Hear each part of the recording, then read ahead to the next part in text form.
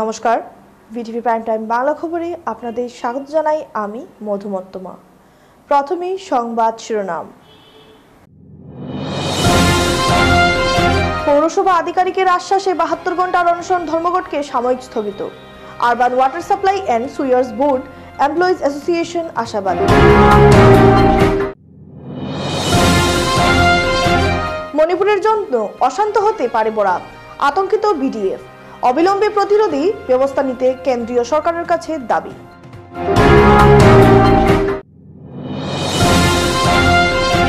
খাসপুর চা বাগানে ডাকাতের হানা, এলাকায় চাঞ্চল্য। বন্দুক হাতে ৬ জনের ডাকাত দল ঘরে প্রবেশ করে লুটে নিল সবকিছু। এবারে যাচ্ছি বিস্তারিত খবরে। প্রতি মাসে নিয়মিত বেতন প্রদান ও অস্থায়ী কর্মীদের চাকরি স্থায়ীকরণ করা সহ বিভিন্ন দাবি নিয়ে ৭২ ঘন্টার অনশন ধর্মঘটে বসেছিলেন Assam urban water supply and sewers board employees association. শুক্রবার শিলচর পৌরসভার ভারপ্রাপ্ত আধিকারিকের আশ্বাস পেয়ে অনশন কর্মসূচিকে সাময়িকভাবে স্থগিত রাখার সিদ্ধান্ত নিল অ্যাসোসিয়েশনের কর্মকর্তারা। সংবাদ মাধ্যমের সঙ্গে কথা বলতে গিয়ে সংস্থার কর্মকর্তারা জানান, আগামী ১০ ডিসেম্বর জেলাশাসকের সঙ্গে এক দ্বিপাক্ষিক বৈঠকের মাধ্যমে কর্মচারীদের যাবতীয় দাবি ও সমস্যা সুরাহার প্রশ্নে ১০০% ইতিবাচক পদক্ষেপ গ্রহণ করার আশ্বাস দিয়েছেন পৌরসভা কর্তৃপক্ষ। ফলে অ্যাসোসিয়েশন তাদের কর্মসূচিকে স্থগিত রাখার সিদ্ধান্ত নিয়েছে। বিশ্বাসভঙ্গের অপরাধে পৌরসভা কর্তৃপক্ষ অপরাধী হবে না বলে এদিন আশা প্রকাশ করেছেন তারা। অনশন চলাকালীন জেলা স্বাস্থ্য বিভাগ ও জেলা শ্রম আয়ুক্তের তরফে সহযোগিতার হাত বাড়িয়ে দেওয়ার সকলকে ধন্যবাদ জ্ঞাপন করেছেন অ্যাসোসিয়েশনের কর্মকর্তারা। এদিন জেলা বিজেপি সভাপতি বিমলেন্দু রায় ও জেলা কংগ্রেস সভাপতি অভিজিৎ পালও অনশনরত কর্মচারীদের সঙ্গে সাক্ষাৎ করে বিষয়টি স্থানীয় প্রশাসনের নজরে আনার আশ্বাস দিয়ে তাদের দাবি পূরণ না হওয়া পর্যন্ত কর্মচারীদের পাশে থাকার প্রতিশ্রুতি দিয়েছেন। আমাদের শিলচর মিউনিসিপ্যালিটি এক্সিকিউটিভ অফিসারের এবং জেলা বিজেপি সভাপতি শ্রী বিমলেন্দু রায় মহোদয়ের আশ্বাস এবং প্রতিশ্রুতির মাধ্যমে আমরা অনশন ধর্মঘট সাময়িকভাবে স্থগিত রেখেছি। সেটা প্রত্যাহার নয়, স্থগিত রাখা হয়েছে। আমাদের এক্সিকিউটিভ অফিসার প্রতিশ্রুতি দিয়েছেন আগামী 10ই ডিসেম্বর জেলা উপায়ুক্তের মাধ্যমে আমাদের দ্বিপাক্ষিক একটা বৈঠক হবে। এই বৈঠকে কর্মচারীদের যত ধরনের মৌল সমস্যা আছে এবং দাবি আছে, সেই দাবি সুরাহার প্রশ্নে ১০০% ইতিবাচক পদক্ষেপ উনি গ্রহণ করবেন। আমরা ওনার আশ্বাস এবং প্রতিশ্রুতিতে বিশ্বাসী হয়ে আশা করি আমরা ওনারা এই বিশ্বাস ভঙ্গের অপরাধী হবেন না। গত 18 মাস ধরে পার্শ্ববর্তী রাজ্য মণিপুরে চূড়ান্ত অশান্তি ও জাতিদাঙ্গা চলছে। এখন অবধি প্রায় 250টি প্রাণ গেছে। প্রকৃত সমাধান এখনও বিষবাও বলে। মণিপুরের এই দাঙ্গার জেরে অশান্তি ছড়াচ্ছে বরাকেও। এ নিয়ে কেন্দ্রীয় সরকারের হস্তক্ষেপের দাবি জানান বরাক ডেমোক্রেটিক ফ্রন্ট। বিডিএফ অস্থায়ী কার্যালয়ে আহত এক সাংবাদিক সম্মেলনে এই নিয়ে বক্তব্য রাখতে গিয়ে বিডিএফ মিডিয়া সেলের মুখ্য আহ্বায়ক জয়দীপ ভট্টাচার্য বলেন, যে কোনো রহস্যজনক কারণে মণিপুরের শান্তি ফেরানোর যথাযথ উদ্যোগ নেওয়া হচ্ছে না। তিনি বলেন যে তারা মূলত মণিপুরের বাঙালি বাসিন্দাদের নিয়ে উদ্বিগ্ন। যদিও মণিপুরের বাঙালিরা কোনো ধরনের দাঙ্গা বা হিংসার সাথে জড়িত নন, তবুও বিবাদমান দুই গোষ্ঠীর মধ্যে পরে তারা চরম দুর্ভোগে ও আতঙ্কে দিন কাটাচ্ছেন। তিনি বলেন, জিরিবাম অঞ্চলে যেসব বাঙালিরা রয়েছেন তাদের অধিকাংশই নিম্নবিত্ত কৃষিজীবী ও শ্রমজীবী। দীর্ঘদিন ধরে অশান্তি চলতে থাকায় তাদের কৃষিকাজ বা অন্যান্য জীবিকা চূড়ান্তভাবে ব্যাহত হচ্ছে।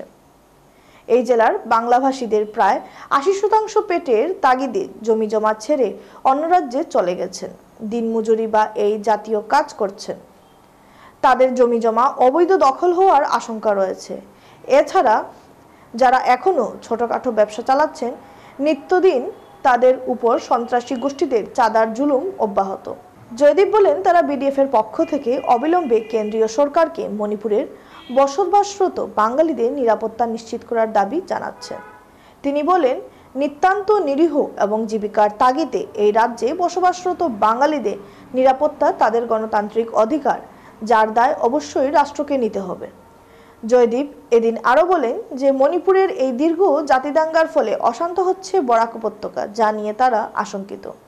তিনি মূলত তিনটি ব্যাপারে এদিন উদ্বেগ প্রকাশ করেছেন। প্রথমত, মণিপুরের জেরে এবার বরাকে গোষ্ঠীগত রেষারেষির প্রেক্ষিত তৈরি হচ্ছে, যা এই উপত্যকার জন্য অশনি সংকেত বলে এদিন মন্তব্য করেন তিনি। জয়দীপ বলেন, বরাক উপত্যকা শান্তির দ্বীপ। বাঙালি ছাড়াও এখানে মেইতেই, মার, কুকি, ডিমাসা, বিষ্ণুপ্রিয়া প্রভৃতি বিভিন্ন জনগোষ্ঠী দীর্ঘকাল ধরে মিলেমিশে একসাথে রয়েছেন। কিন্তু ইদানিং তাদের কাছে খবর আসছে যে মণিপুরের গোষ্ঠীগত সংঘর্ষের প্রভাবে এখানেও গোষ্ঠীগত রেষারেষি শুরু হয়েছে। তিনি বলেন, এর প্রভাবে সাধারণ নাগরিক জীবন বিপর্যস্ত হতে পারে। দ্বিতীয়ত, এই খবরও এসেছে যে লক্ষ্মীপুর ও সংশ্লিষ্ট এলাকায় মণিপুরের একটি সন্ত্রাসী সংগঠন সক্রিয় কর্মকাণ্ড শুরু করেছে। সদস্যভর্তি অভিযান অবধি চলছে। জয়দীপ বলেন, এভাবে যদি স্থানীয় যুবকদের হাতে অস্ত্র ধরিয়ে দেওয়া হয় তবে তা শুধু গোষ্ঠীগত রেষারেষিতে সীমাবদ্ধ থাকবে না, সাধারণ মানুষরাও হুমকির মুখে পড়বেন। তৃতীয়ত, পার্শ্ববর্তী রাজ্য এই জাতিদাঙ্গার জেরে অনেকেই এসে এই উপত্যকায় আশ্রয় নিচ্ছেন। যদি এরা আবার নিজ রাজ্যে ফিরে না যান তবে এতে বরাক উপত্যকার জনবিন্যাস পরবর্তীতে হবার আশঙ্কা রয়েছে।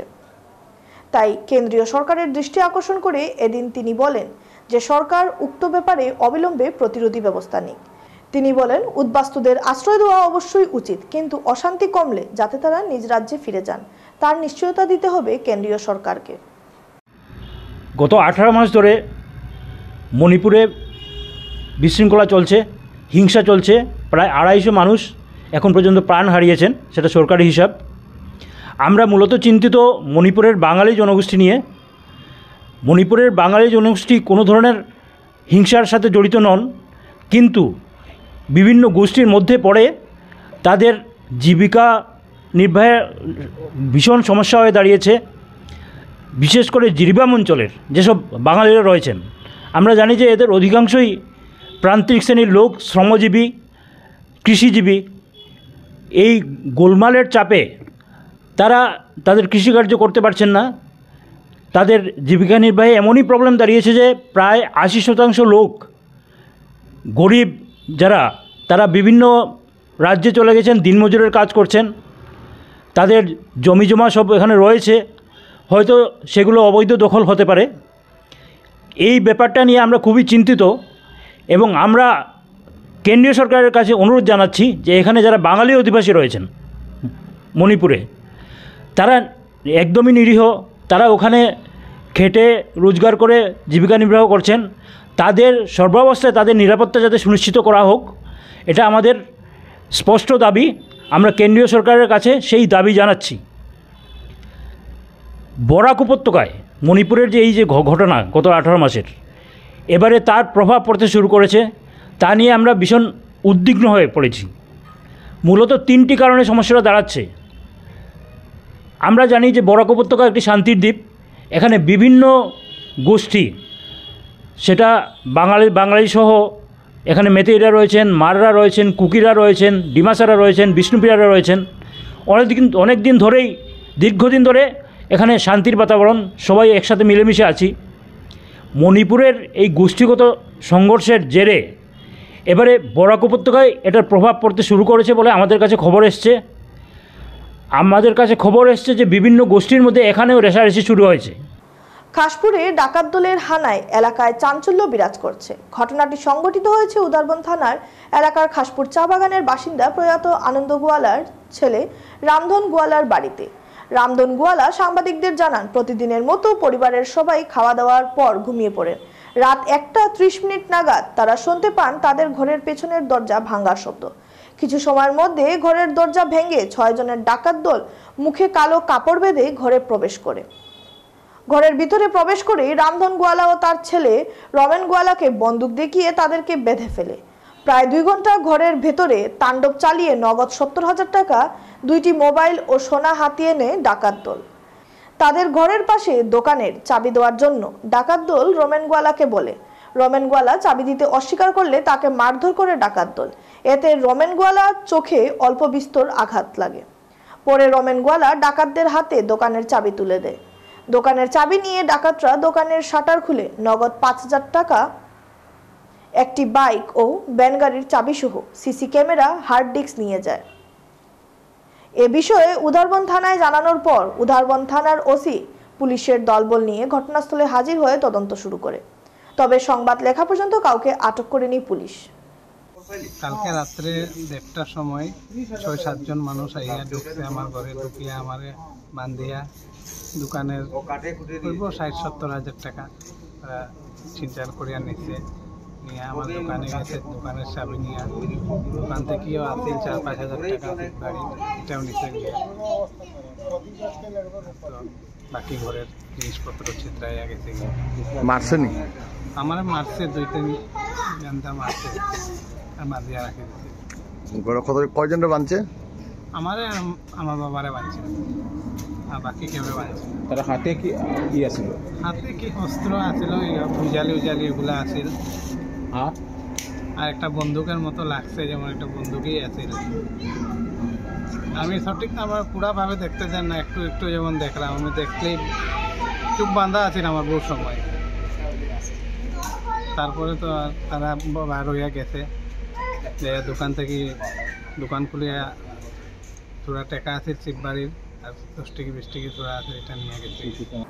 শুক্রবার দুপুর 1টা থেকে 3টা অবধি শিলচর ফাটক বাজার এলাকার চারদিকে থাকা বিভিন্ন দিকের নালাগুলোতে জমে থাকা আবর্জনা পরিষ্কারের কাজ সহ এই এলাকার মানুষদের সমস্যার বিষয়ে সরজমিনে এসে খতিয়ে দেখে অবগত হন এবং কিভাবে উক্ত সমস্যাগুলোকে সমাধান সেই বিষয়ে উপস্থিত ব্যবসায়ী ও জনগণ সহ বিভাগীয় কর্মকর্তাদের সঙ্গে বিশদভাবে আলোচনা করেন বিধায়ক দীপায়ন চক্রবর্তী। বিধায়ক দীপায়ন চক্রবর্তী জানান, এই জেলার সব কয়েকটি পুরানো ও বড় বাজারগুলোর মধ্যে অন্যতম বৃহৎ বাজার হলো ফাটক বাজার। এই বাজারের প্রত্যেকটি ড্রেনের কাজ অপরিকল্পিতভাবে হয়েছে।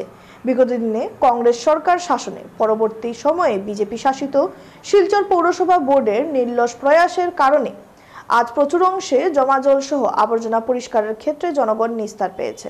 সেই সঙ্গে এই শিলচর পৌরসভার অধীনে থাকা 9 ও 10 নম্বর ওয়ার্ডের অধীনে এই ফাটক বাজার সংলগ্ন ড্রেনে সম্পূর্ণ জমাজলগুলো সিঙ্গির খাল হয়ে রাঙ্গির খালে গিয়ে পড়ে। তাই যতদিন অবধি রাঙ্গির খাল ও সিঙ্গির খালের দুই পাশের গার্ড ওয়ালের কাজ সমাপ্ত হবে ততদিন কিছুটা হলেও জমাজলের সমস্যা থাকবে।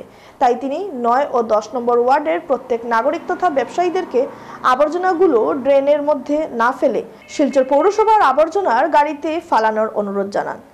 তিনি আরো বলেন, বর্তমান রাজ্য সরকার শিলচর শহর সহ ফাটক বাজারের ব্যবসায়ী তথা গ্রাহক সহ জনগণ কিভাবে আবর্জনা ও জমাজলের থেকে নিস্তার দিয়ে এক পরিষ্কার রাখা এই বিষয়ে বিভিন্ন প্রকল্পের কাজ হাতে নিয়েছে এবং কাজও চলছে এবং আশা করা যায় শিলচর শহরের সাথে এই ফাটক বাজারেও আরো উন্নত ঘটবে। এদিন উনার সঙ্গে ছিলেন শিলচর পৌরসভার শিলচর ফাটক বাজারের ইনচার্জ পঙ্কজ সিং ও বাজার বাবু প্রবীর চৌধুরী, সুশান্ত পাল চৌধুরী, দুলাল পাল, হীরক চৌধুরী, রাজদীপ দাস সহ অন্যান্যরা। নমস্কার, আজকে আমরা এই মুহূর্তে ফাটক বাজার নিউ মার্কেটে আছি। নিউ মার্কেট অঞ্চলে আমরা জানি যে এক পশলা বৃষ্টিতেই জমাজলের সমস্যা হয়। এই বিষয়টা নিয়ে অনেক দিন থেকেই আমি চেষ্টা করে যাচ্ছি কাজ করার জন্য।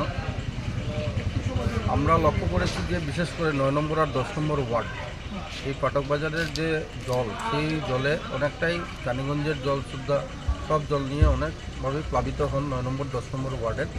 সেখানে আমরা যদি পর্যালোচনা করি তাহলে আমরা দেখব যে বিশেষ করে সিঙ্গির খাল হয়ে রাঙ্গির খালে এই জমা জলের পড়ার কথা। কিন্তু যেহেতু সিঙ্গির খাল, রাঙ্গির খাল ইত্যাদি খালগুলো এনক্রোচমেন্ট ছিল, সিলটেশন ছিল, এতদিন থেকে মানে সিলটেশন ক্লিয়ার হয়নি। স্বাধীনতার পরবর্তীকাল থেকে আমরা লক্ষ্য করেছি, না হলেও 30-40 বছর থেকে এই সিলটেশনকে ক্লিয়ার করার জন্য কোনো উদ্যোগ নেওয়া হয়নি। তো এবার আমরা উদ্যোগ নিয়েছি। অনেক জায়গায় কনস্ট্রাকশন চলছে, বোথ সাইড গার্ডওয়াল সিঙ্গির খালে রাঙ্গির খালে চলছে। নগরীয়া পথ নির্মাণ আসনের মাধ্যমে আমরা সিঙ্গির খালও সেটা টেন্ডার প্রসেসে গিয়েছে। যিনি টেন্ডার পেয়েছেন, বরাদ পেয়েছেন, গত পরশুদিন আমি রিভিউ মিটিংয়ে ওনাকে পরিষ্কারভাবে বলেছি যে এক সপ্তাহের ভেতরে যদি উনি কাজ না ধরেন তাহলে স্টিমার টেন্ডারকে ক্যান্সেল করে দেওয়া হবে। তো আমরা আশা রাখছি যে সিঙ্গির খাল যদি কনস্ট্রাকশন আমরা বোথ সাইড গার্ডওয়াল করে নিতে পারি তাহলে জলগুলো জমা জলের সমস্যা থেকে আমরা মুক্তি পাবো। টেম্পোরারি বেসিসে আমরা প্রত্যেকবার আমরা লক্ষ্য করেছি যে 2022-এর যে ফ্লাড হয়েছিল, এই 22-এর ফ্লাডের পরবর্তীকালে আমাদের যারা বিশেষ করে 9 নম্বর 10 নম্বর ওয়ার্ডের যারা কার্যকর্তারা রয়েছেন, এখানে আমাদের রঞ্জিতা আছেন, আমাদের মণ্ডল প্রেসিডেন্ট নীরব চৌধুরী আছেন, জুয়েল পাল আছেন, রঞ্জিতা আছেন, তো বিভিন্নভাবে তারা মিলে শঙ্কর সেন রয়েছেন, এখানে আমার যুবমোর্চার দায়িত্বে ছিলেন। তো সবাই মিলে আমরা এই কাজগুলোকে করেছি। নৌকা নিয়ে আমরা এই এলাকার যাতে জমা জলের সমস্যার সমাধান হয় তার লক্ষ্যে নালাগুলো পরিষ্কার করা হয়েছে। কিন্তু সমস্যা একটাই, দীর্ঘদিনের এনক্রোচমেন্ট, এটা একটা সমস্যা। আরেকটা সমস্যা হলো যে প্রতিনিয়ত আবর্জনা নালার উপরে ফেলা হচ্ছে। বাজার এলাকাতে যারা টেম্পোরারি সকালে বা সবজি বিক্রেতা যারা রয়েছেন তারা অনেকভাবে যে জাবড়াগুলো থাকে সেখানে সেই জায়গায় রেখে যান বা এই নালাতে গিয়ে সেগুলো পড়ে। এবারে খবর নিচ্ছি সামান্য বিরতি, সঙ্গে থাকুন।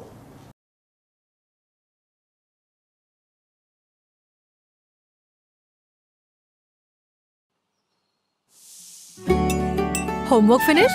Finish. Guitar practice finish? Oh, finish. Are Horlicks? 9.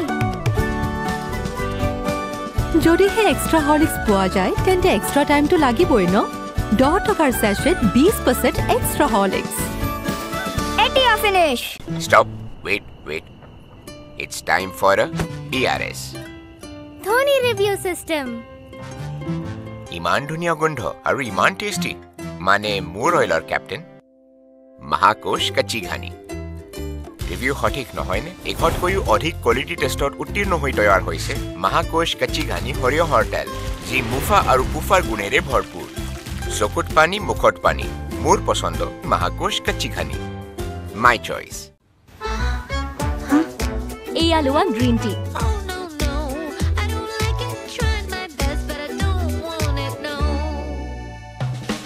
আরে এয়া তো টেস্টি। নতুন লিপটন গ্ৰীণ টি, ৰিফ্ৰেছিং নতুন টেষ্টত। গতিকে এতিয়া টেষ্টি গ্ৰীণ টিৰে বেলি ফেট কমাওক। লিপটন গ্ৰীণ টি ট্ৰাই কৰি চাওক। আরে ডিজে হয় নাই। মই আছো নহয়।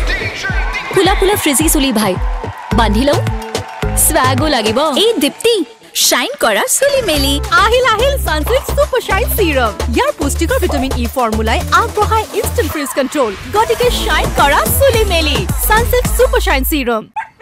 ফসি গলি নহয় তাত, এনেকৈ ভিতৰলৈকে যোৱা টান। ইজি এতিয়া হৈ পৰে নহয় ইজি ইজি লিকটা দাগ, এই দাগ গুচোৱা easy. Surf Excel easy wash. ইয়াৰ 10খন হাতৰ শক্তি ইমান বেছি, লিকটা দাগ গুচোৱা হৈ পৰে easy. Surf Excel easy wash.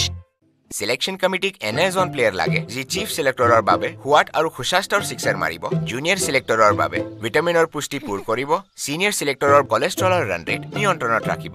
নতুন মহাকোশ ৰিফাইন্ড সয়াবিন অইল, যি আগতকৈও অধিক কোৱালিটি টেষ্টত উত্তীৰ্ণ হৈ তৈয়াৰ হৈছে। ইয়াত আছে ভিটামিন এ, ডি, ওমেগা 3 আৰু 6টা ফেটি এচিড। ই পাৰফৰ্ম কৰে সকলো ফৰ্মেটতে, টেষ্টেই হওক বা কোৱালিটি। সিলেক্টেড মাহিৰ মহাকোশ, মাই চইচ। আচাৰ কিনিবলৈ কোনো অহাই নাই।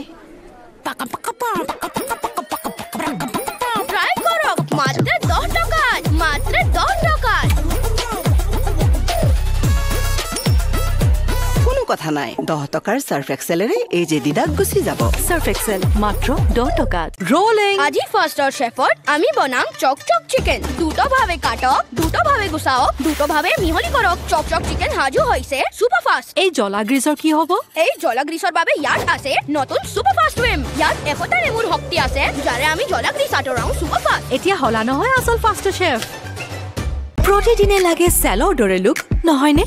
কিন্তু প্ৰতিদিনে চেললৈ যোৱা অসম্ভৱ। তেন্তে বাট কিয়াৰা চেলন তো ঘৰতে আছে। TRESemme keratin smooth your salon professional keratin আৰু আৰ্গন অইলৰ সৈতে ফ্ৰিজ কণ্ট্ৰোল কৰে 72 ঘণ্টালৈকে। প্ৰতিদিনে শৰীৰক ষ্টাইলিছ, শৰীৰক সাজু। ট্ৰেছমে এতিয়া ঘৰতে চেল। ফিরে এলাম বিরতির পর। শিলচর শহর সংলগ্ন ন্যাশনাল হাইওয়ে রোডের ডাক্তার শ্যামাপ্রসাদ মুখার্জি লেনে সুস্মিতা দেব নামের এক মহিলার মোবাইল ছিনিয়ে নিয়ে বাইক নিয়ে পালালো 2 ছিনতাইকারী যুবক। ঘটনাকে কেন্দ্র করে এলাকায় তীব্র চাঞ্চল্যের সৃষ্টি হয়েছে।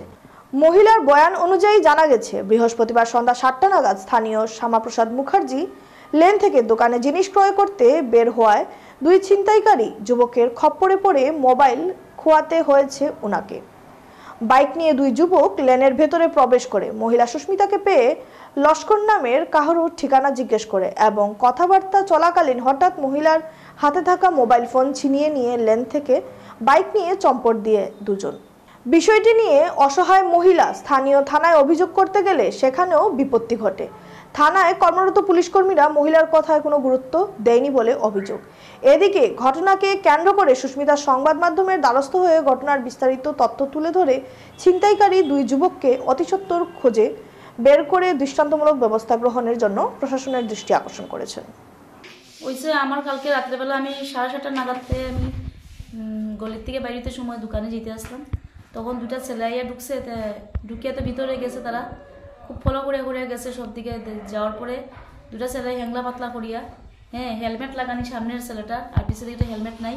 তারপরে হেরা ভিতর থেকে গিয়ে যখন রিটার্ন আইসে আইয়া নারায়ণদার বাড়ির সামনে ইয়ে করছে, তারা বাইকটা থামাইয়া আমার কইছে, দিদি অমুকের বাড়ি কই, কিতা জানি কিতা লস্কর না কইছে। আমি বলছি আমরা এখানে কোনো লস্কর নাই নাই কইতেই আমার কাছ থেকে বাইকটা চিনিয়া ডাইন দিকে বাইরে তারা একদম টান গেছে, তারা দৌড়া গেছে না। মোবাইল আমার অপো মোবাইল, মডেল নাম হইলো A11K। এটার মধ্যে প্রচণ্ড বেশি আমার ডকুমেন্ট, আমার মেইন ইম্পর্টেন্ট ডকুমেন্ট। কারণ কি আমার ঘটনা হইল রাতে 7:30 নাগাদ হইব, 7:30 ফোনে 8টা ওরকম হইব। আপনি বাইরে যেতে আসলেন? আমি দোকানে যেতে আসলাম, দেববাবুর দোকান আমার গলির মুখো। এইরকম তারা কোন দিক থেকে আইছিল? তারা আইসে আমরা গলির লাস্ট থেকে মানে রিটার্ন ঘুরে তখন তারা। মানে বাইকের নাম্বার দেখা গেছে? বাইকের নাম্বারের সামনে তারা লাইট নিবাই দিছে, যে আমি যদি দেখিলাই এই নাম্বারটা, তারা কয়টারে নাম্বার প্লেটটা নাম্বার পুরা মানে লাইটেই বন্ধ করে রাখি দিছে। তো দেখা গেছে না তারা গাড়ি এটা মনে হয় KTM এর মতন লাগছে। বাইকটা উঁচা, খুব পিক আপ বাইকটা, হয়তো 220 হইব, নাইলে এটা KTM এর মতন কিছু একটা হইব বাইক, মানে খুব মানে এটা তার পিক আপ গাড়িটার মতো। আপনার শুধু মোবাইল নেন, অন্য কিছু নিছে? শুধু মোবাইল, আর কিছু মোবাইলে নিছে। কিন্তু তখন দাদা মোবাইল থেকে আমার ইম্পর্টেন্ট হলো গিয়ে আমার ওই যে ডকুমেন্টগুলো নিছে, সব মেমোরি আছে, 3টা সিম আছে, আমার ফটো ছোটো আসতো এটার মধ্যে। আর এটা ছেলে এটা হ্যাংলা পাতলা করিয়া। গলির নাম কি? গলির নাম হলো national highway doctor Shyama Prasad Mukherjee lane. ছেলেটার আগে কোনো দেখছেন এখানে? ছেলেটা দেখছে না, কিন্তু হয়তো দেখলে আমি রাস্তাঘাটে চিনে নিতে পারি তারারে।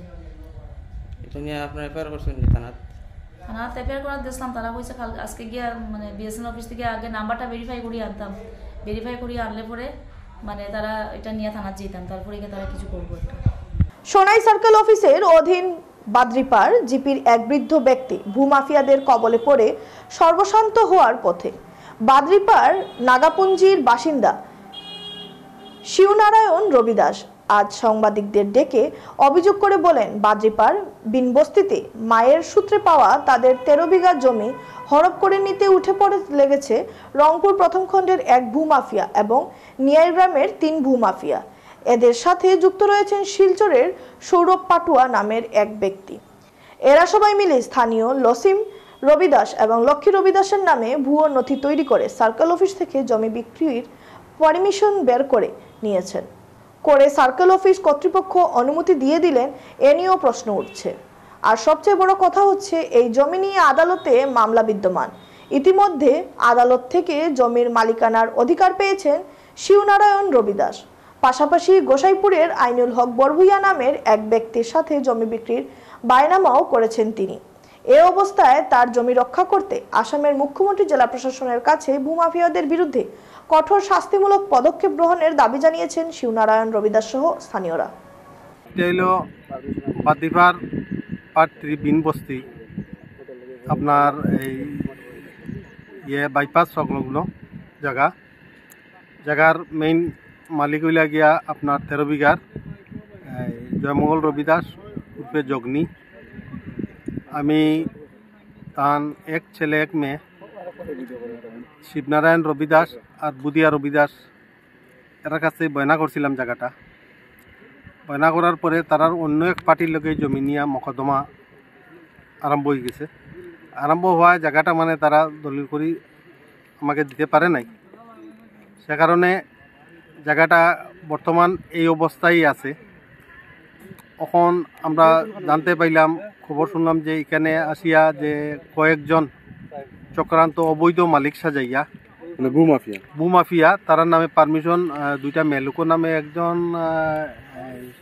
লক্ষ্মী, একজন লক্ষ্মী, শিবনারায়ণ করি নাম, এর সহযোগে তাজউদ্দিন মজুমদার একজন রংপুরের, একজন এই নিয়ারগামের টনি, আরও কি একটা নাম আছে তার ভালো নাম সেটা জানি না, আর আনোয়ার হোসেন আরেকজন নিয়ারগামের, তারা মিলিয়া যৌথভাবে এই জায়গাটা সৌরভ পাটোয়া করে শিলচারের একজন কাছে হ্যান্ড ওভার করে তারা রাত্রে অবৈধভাবে গড় একটা তৈরি করছে। এইখানের সামনে আপনারা দেখতে পাচ্ছেন, আর তারা এইখানে মানে ফিলারিংও করে দিচ্ছে রাত্রে।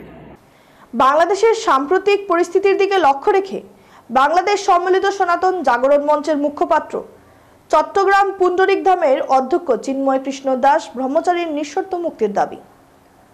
সেখানকার ধর্মীয় উপাসনালয় প্রতিষ্ঠান সম্পূর্ণ নিরাপত্তা প্রদান এবং হিন্দু বৌদ্ধ সমাজকে সুরক্ষা নিশ্চিত করা সহ সেই দেশে গণতান্ত্রিক আইনের শাসন প্রতিষ্ঠার দাবিতে মঙ্গলবার ৩ ডিসেম্বর বেলা ১২টায় এক মিছিল কর্মসূচির ডাক দেওয়া হয়েছে।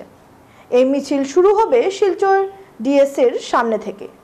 বৃহস্পতিবার Indian forum for Bangladesh piece এর উদ্যোগে শিলচর প্রেস ক্লাবে আয়োজিত এক জরুরি সভায় এই সিদ্ধান্ত গ্রহণ করা হয়েছে। এতে সভাপতিত্ব করেন কবি সাংবাদিক অতীন দাস। সভায় বাংলাদেশের পৈশাচিক বর্বরচিত ঘটনার প্রবাহের তীব্র নিন্দা ও ধিক্কার জানানো হয়। এ ব্যাপারে একের পর এক কর্মসূচি গ্রহণ করা হবে এ কথাও বলা হয়েছে।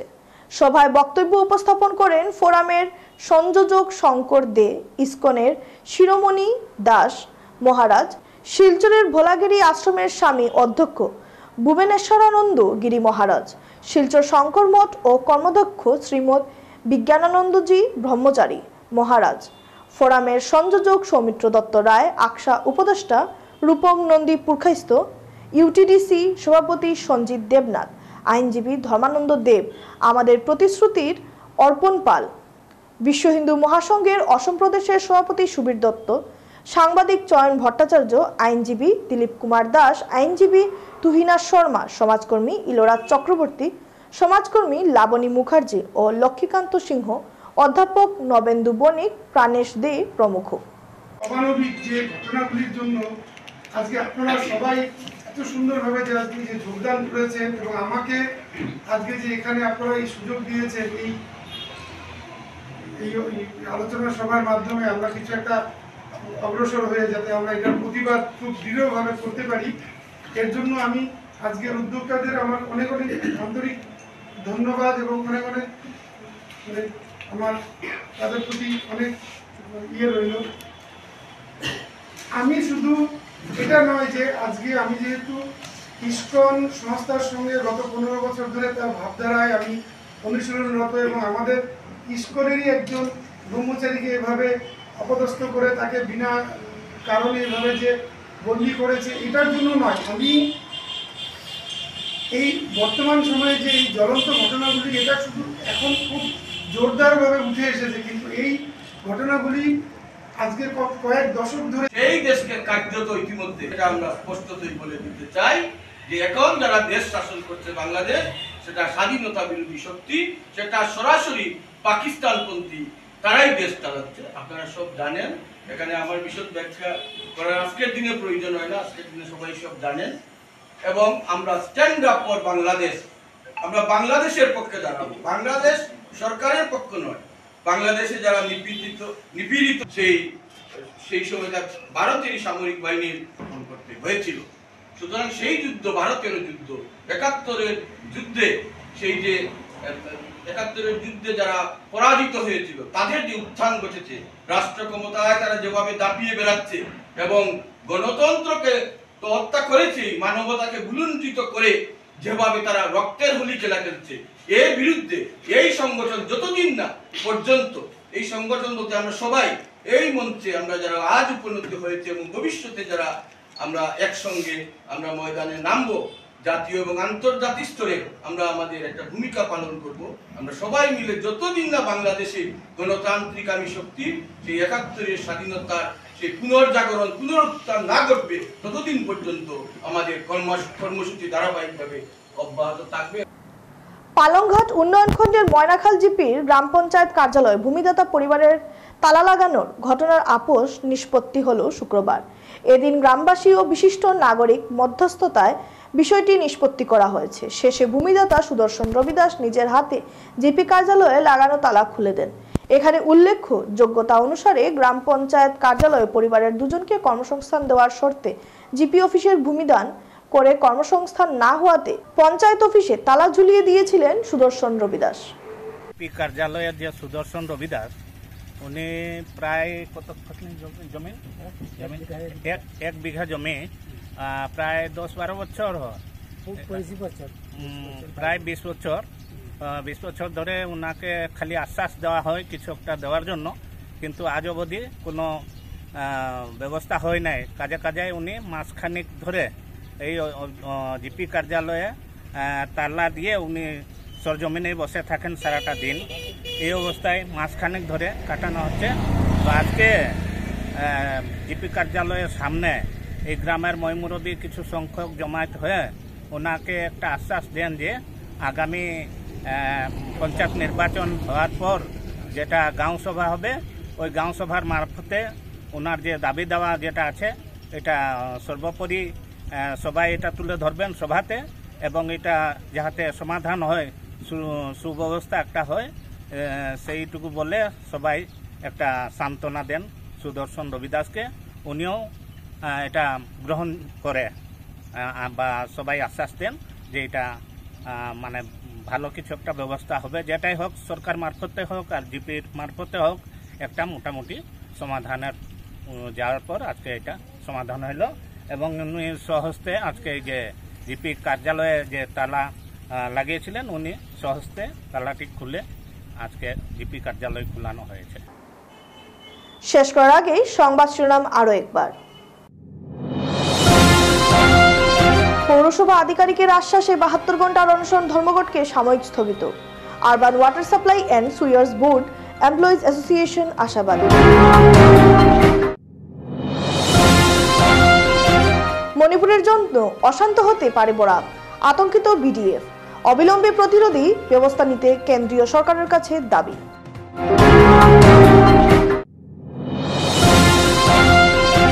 খাসপুর চা বাগানে ডাকাতের হানা, এলাকায় চাঞ্চল্য। বন্দুক হাতে 6 জনের ডাকাত দল ঘরে প্রবেশ করে লুটে নিল সবকিছু। ভিটিভি প্রাইম টাইম বাংলা খবর আজ এ পর্যন্তই। নমস্কার।